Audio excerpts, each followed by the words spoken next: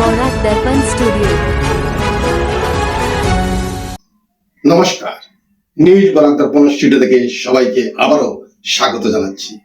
আজকে বেশ কয়েকটি গুরুত্বপূর্ণ খবরের সংক্ষিপ্ত হেডলাইন।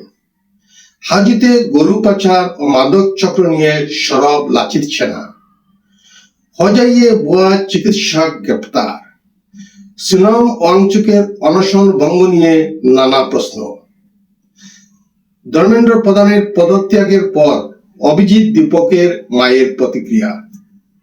কেন্দ্রীয় শিক্ষামন্ত্রী ধর্মেন্দ্র প্রধান পদত্যাগ করলেন।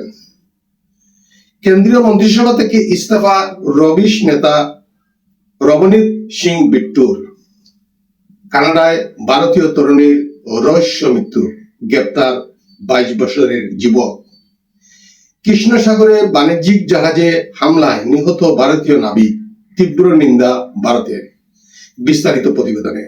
আসামের হাজীতে অবৈধ গরু পাচার চক্র এখনো সক্রিয় রয়েছে বলে অভিযোগ করেছে লাচিত সেনা। সংবাদ সম্মেলনে সংগঠনটি দাবি করে, হাজী পুলিশের দুর্বল ভূমিকার কারণেই এই চক্র বেড়ে উঠেছে। দ্রুত গরু পাচার বন্ধের দাবি জানিয়ে তারা আরো অভিযোগ করে, এলাকায় অবৈধ মাদক ব্যবসা রোধ করতেও পুলিশ ব্যর্থ হয়েছে। সমস্যা সমাধান না হলে বৃহত্তর আন্দোলনের হুঁশিয়ারিও দিয়েছে সংগঠনটি। হোজাই জেলার মুরাঝার পুলিশ ভুয়া চিকিৎসক পরিচয়ে চিকিৎসা করার অভিযোগে বিলাল আহমেদকে গ্রেপ্তার করেছে।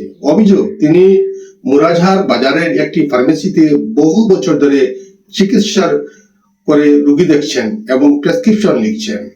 অসম মেডিকেল কাউন্সিলের অভিযোগের ভিত্তিতে তার বিরুদ্ধে একাধিক ধারায় মামলা দায়ের হয়েছে। আজ তাকে আদালতে তোলা হবে। এই ঘটনার পর জেলা জুড়ে অনুমতি ছাড়া চলা ফার্মেসি ও ভুয়া চিকিৎসা পরিষেবা নিয়ে নতুন করে উদ্বেগ দেখা দিয়েছে। পাশাপাশি দীর্ঘদিন ধরে এমন কর্মকাণ্ড চললেও ব্যবস্থা না নেওয়ায় স্বাস্থ্য বিভাগের ভূমিকা নিয়ে প্রশ্ন উঠেছে। নিট প্রশ্নপত্র ফাঁস ও শিক্ষামন্ত্রী ধর্মেন্দ্র প্রধানের পদত্যাগের দাবিতে 26 দিনের অনশন ভাঙার পর সমালোচনার মুখে পড়েছেন সমাজকর্মী সুনম ওয়াংচুক। কেন্দ্রের সঙ্গে সমঝোতার অভিযোগ উড়িয়ে দিয়ে তিনি বলেন, দীর্ঘ অনশনে তার শরীরের মারাত্মক ক্ষতি হয়েছে এবং 11 কেজি ওজন কমেছে।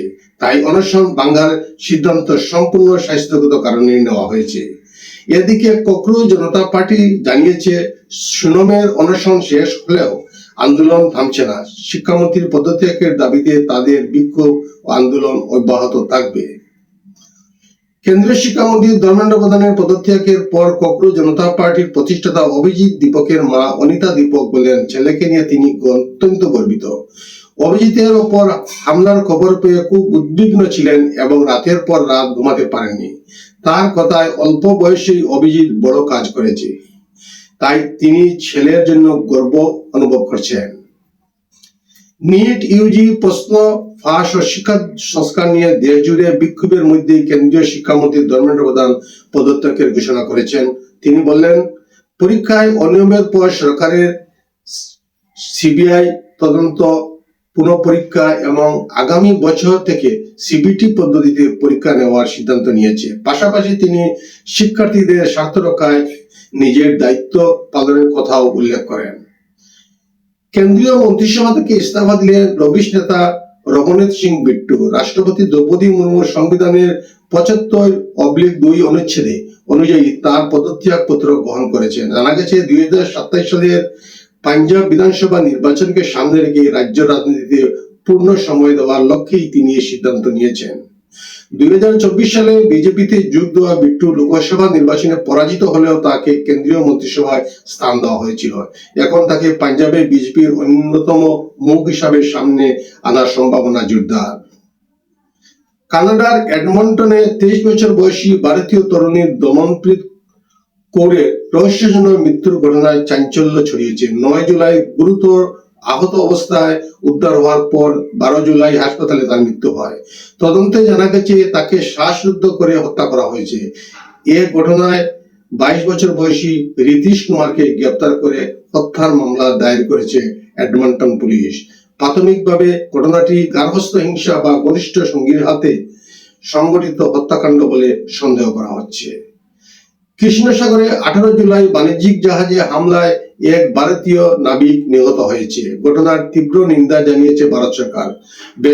বেসামরিক জাহাজ ও নাবিকদের নিরাপত্তা নিশ্চিত করার আহ্বান জানিয়েছে বিদেশ মন্ত্রক। জানিয়েছে জাহাজে থাকা অপর 2 ভারতীয় নিরাপদে রয়েছেন এবং নিহতদের পরিবারকে সব ধরনের সহায়তা দেওয়া হবে।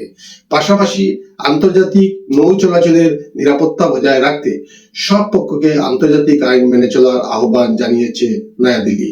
আজকের প্রতিবেদনে এখানেই সংক্ষিপ্ত বিরতি টানছি। সবাইকে শুভ সন্ধ্যা জানিয়ে বিদায় নিচ্ছি। নমস্কার।